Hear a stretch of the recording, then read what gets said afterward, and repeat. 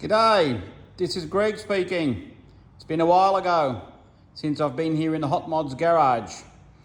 Today I'm just going to do a little YouTube film regarding the bug, the 1974 Super Beetle and his bug that we are chopping the roof off to create a work ute. Just give you a little bit of an update what we've done. It's been about 18 months ago since we actually brought the car into the Hot Mods garage. Steve, who's been very busy manufacturing all sorts, has actually worked in the last 12 months by repairing a lot of the minor rust issues that we had and repairs. I'll show you what we've roughly done. Steve has fixed all these rails up where the rubber sits underneath for the bonnet. They were completely rusted out. So Steve has braided some copper or brass into it and has shaped it so it's like new again.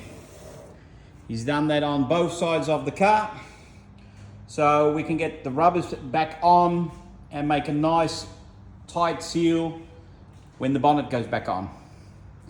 He's also done some works to the front phalanx or the front of the body because the car was hit on this side. So he's done some repairs, knocked it out. He has also then welded some new stuff in, done it all. There's a little bit of, I wouldn't say crease, it's not really a crease, it's just the way it's been damaged, but it's all solid. He's all fixed up the little holes here in the front guards of the Beetle. Where the A-pillars meet the front, where the wipers all connect to, there's been rot cut it out of this corner. As you can see, he's done all the repairs here as well. He's gone all the way up because it was pretty bad. So when you look at it now, it's all straight, ready for the windscreen to go back in.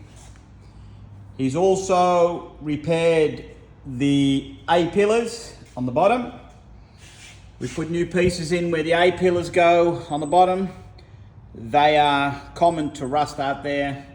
So we've had on both sides of the bug the A-pillars replaced. He's also put two new seals in because these seals here were completely gone. So he's put new seals in. He's cut here, folded it all up and manufactured it all nice and solid back into the B-pillar. So that's what we've done on this side. He's also spent some time inside the cab by fixing up some rot at the front. And that's all now nice and done. It's a bit of a mess inside because, as manufacturers should know, we keep all our stuff that we use to repair the car with the car. So Steve has also repaired some of the heater tubes at the back. So at the back corner there, they were all rotted out. So that's been repaired. We've also done the same on this side of the car. So technically that's all been fixed. So at the moment, what he's done this week, he's actually, after speaking with the engineer, we've actually chopped the back off the Beetle. As you can see, the back is chopped off. So what we've done is we've kept it about 150 to 200 mil away from the B-pillar. We've done just a straight cut for now. He's cut above the window line, and then where the inner panel and the outer panel meet, he's actually just spot welded it for the moment. That's going to have a full seam weld on it to keep the structure of this part of the car intact, so it's nice and solid. We have cut above the parcel shelf, just under the parcel shelf, so we've left the back firewall in. The firewall that gives them the structure in the back of the car, so nothing has been sacrificed for the structure of the back. What we have done though is we are going to weld, because where the parcel shelf or where the firewall folds back up, it's a little bit flimsy, especially here in the middle. So we're actually welding a rod in here.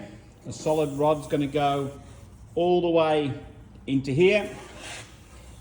And to give it a bit of extra bracing in this corner here, because as you can see, if you would weld that together, you look at the back of the car here, it's still going to be a vulnerable corner there. So Steve has manufactured some braces. He's made these himself, and these are actually going to be sitting in the corner like that. So it'll have a full weld on the top, a full weld on this side and on the corners, and that will give the bug a nice structure. It will be nice and solid, and it will happen on that side the same. So we're trying to get some integrity back in the car. So that's going to happen this week. How we're going to do it is we're going to put a back wall in the car. Andy has got a cut from an old Austin. So we've got an oval window that we're going to manufacture into the back. And instead of having the back as a straight cut as what we've done at the moment a straight cut, but it's too straight. And does not want it to have it like as a modern ute, just straight. So Steve is going to get, I'll show you, see if I can find the window here in the garage. Yes, there it is. This is a cut from a Austin. We're going to keep this window, and as you can see, it's nicely curved. As the curve from the Beetle is more curved than the Austin used to be, Steve is going to continue with this curve, but we're going to modify the curve so it will suit the Beetle. So the Beetle will have a bit of a curve on it, and the window will be in there. To protect, because this will be a cab or a ute tray. The ute tray is going to be 1600 overall from where the back wall is going to be. We can't go too far over the end of the car because you have the motor sitting there, then the weight of the tray, it's going to get effect that the car wants to tip because there'll be more weight in the back than in the front. Because you all know, yes, there is the fuel tank and the spare tire in the front, but once the fuel tank runs low and nobody will be in the car and it's loaded up heavy in the back, it will just tip. So what we're going to do is Steve is going to weld a solid plate over the top of this to keep it nicely braced. And then the solid top protects the water that comes in from the top because a ute tray is not waterproof. The solid top, or the cover that he's going to put on, that will actually protect the water from running back inside the cab. Because we don't want to have this whole back area where the rear seat used to be wasted. So what we're going to do is, behind the front seats, Steve's going to build a wall, of course. The wall will have 2 hatches in it, and there'll be a floor continuing from here to where we have the holes. So behind the front seats, there will be 2 compartments that we could store stuff in. So it'll either be some tools or whatever you want to use, just not to waste the space. On the top, like I said, the solid top, we'll make that out of 1.2 mil plate. Then on top of that, we're going to weld a frame from 50 by 20 mil RHS by 2 mil that we're going to create the tray from. And then the tray will also, the frame of the tray will have timber slats on it. I think Andy would like to go a jarrah or something like that to make it more a traditional look of the tray. And then the tailgate and the sides, we're also going to manufacture probably out of 200 mil timber, but we try to keep it light, so we're just going to keep it like a 20 mil or a 25 mil timber, and that will have that classic look of it. So it has been a while, but Steve has promised Andy that he'll probably have it all done by Christmas or maybe just after that. But yeah, there's been a lot of work been going on in the repairs. So all the minor work that we've done is replaced part of the sill at the back, fixed the quarter panel at the back. Here we've had a new sill been put in. Like I said before, the A pillar has been fixed. Steve's done some repair work on this side as well, where the window frame sits, up the A pillar. The roof is nice and solid, nothing wrong with the roof. This car's going to be absolute fantastic once it's done. It's done before, people chopping a beetle into a ute, but this one's going to look a little bit different. We're leaving the side end because some people chop it all the way and remove the lot. They put the tray on, but then the motor, your support for the motor is not there anymore. You have to create that. So we wanted to try to simplify by leaving the existing structure in place and using the existing structure. Your wheels can go back on, your back axles, the engine will bolt straight back in. The only thing is what we still need to decide on is because the engine's going to be visible from the back, so we need to put some protective caging around it to make it get a roadworthy on it. So yes, it's in the early stages, but it's finally happening. So the cut has begun this week, and Steve is going to continue with the cut. As you can see here, there's a big hole where it was rust. We've already dug this morning, we've dug out all the it's not polystyrene, it's like expansion foam that got put in from the factory. The problem is with that is that, of course, when you get moisture in there, moisture gets trapped, and that's why these panels on the side have rotten out. So this one is still going to be repaired.